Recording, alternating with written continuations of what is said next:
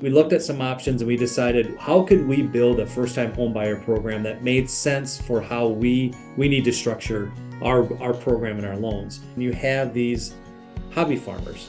You have these people who just want to live and recreate in a rural area. And that's the space that we're in.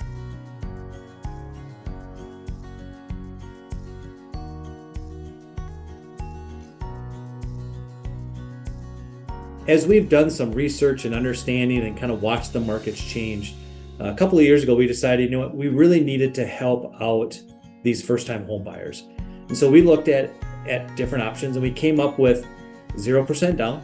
So we do what's called an 85% loan to value first mortgage. And then we do what's called a piggyback, a home equity loan for 15%.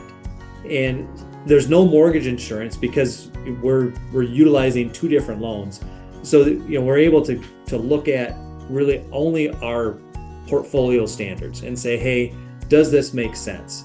And really, as we've watched this program roll out and be utilized, you know, we're helping a lot of people. You know, we have a cap of $400,000 total loan amounts. But when we think about first-time home buyers, that's kind of in the sweet spot. You know, when you think about probably somewhere between $200,000 to $300,000 is a pretty decent first-time home in a rural setting. It gives us a lot of options, and we've had many borrowers that have looked at that and said, hey, this makes sense for us. That second pays down quite quickly, so you're building equity really right off the bat. So even though it's 100% loan to value, total loan to value, it is gaining equity pretty quick because that second is on a 10-year amortization. So we really want to make sure that we're setting borrowers up for success.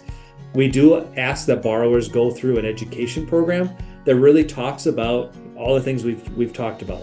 You know, the septic systems, just the understanding of you have to pay your property taxes, you have to pay your homeowner's insurance. What does that look like? How do you handle when a repair comes up or something happens?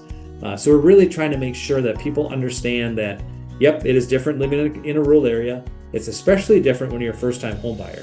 You know, and if you've not had that opportunity to own a home prior, you know, really understanding the nuances and budgeting and setting money aside, you know, in case there is an emergency. You know, the well pump goes out and you don't have water. You know, that's something you need to have right away. So that's where we've really spent a lot of time in making sure that borrowers, we have that opportunity for borrowers to really come in and with limited money, you know, closing costs or something they would have to pay, but no down payment, and really making sure that we're setting up themselves for success. We want successful homeowners. We want successful rural communities. We want to make sure people really have every option to do what they want to do on their property.